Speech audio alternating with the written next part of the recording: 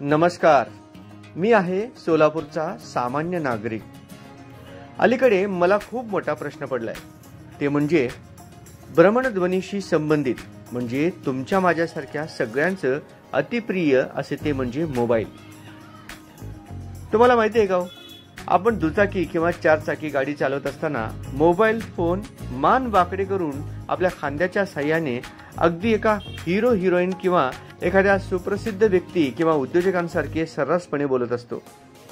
हे पाहून समोरच्यांना असे वाटतं की जणू काही महत्त्वाची आणि मोठी डील वगैरे चालू असेल, पण वास्तविक पाहता तसे काहीच नसतं बरं का। खरंच महत्त्वाचे काहीतरी बोलायचं असेल ना, तर 1-2 मिनिटांसाठी आपली जी कुठली वाहन असेल ते लोकांना त्रास होऊ नये अशा जागेवर ठेवून 1-2 मिनिटांसाठी संबंधित व्यक्तीशी बोलणं झाल्यावर आपण आपल्या पुढच्या कामाला लागू शकतो।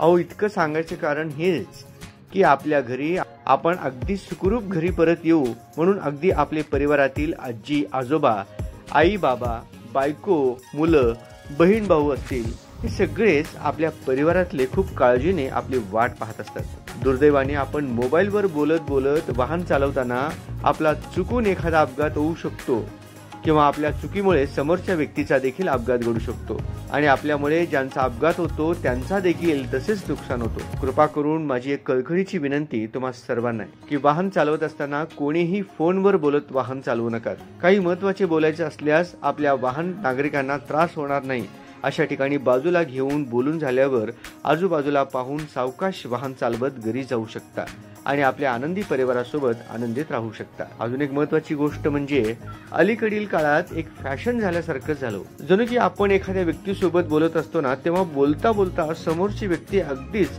आपल्याला काहीच न सांगता मधूनच अचानक इतर व्यक्तीचा फोन उचलतो किंवा त्याच्याशी संवाद साधतो आणि आपण जे बोलत असतो ना तो विषयच बाजूला राहतो। मग ती व्यक्ती फोनवर आपल्या समोरच इतरांशी गप्पा मारत बसते। एक गोष्ट लक्षात घ्या की आपल्या समोर संवाद चालू असताना आपण एखाद्या व्यक्तीस फोन करणे, फोनवर बोलणे, काही महत्त्वाचे दुसरे कारण नसताना बोलणे म्हणजे आपल्या समोरच्या व्यक्तीची आपण स्वतःहून जाणून बुजून अपमान केल्यासारखंच आहे। आपल्यासाठी आपला वेळ किती महत्त्वाची आहे तितकी समोरच्यासाठी पण असते। त्यावेळी तुम्ही असेही करू शकता, जर कोणाचा फोन आलं त्यांना तुम्ही सांगू शकता की मी थोडासा एका कामात बिझी आहे, थोड्या वेळाने फोन करेन। म्हणून मला शेवटी इतकंच सांगायचं आहे, माणसे जपायला आणि नातेसंबंध टिकवायला आपण कुठेतरी खूप मागे आणि कमी पडत चाललोय। माणसे जपा आणि जीवापाड असे नातेसंबंध टिकवून ठेवा।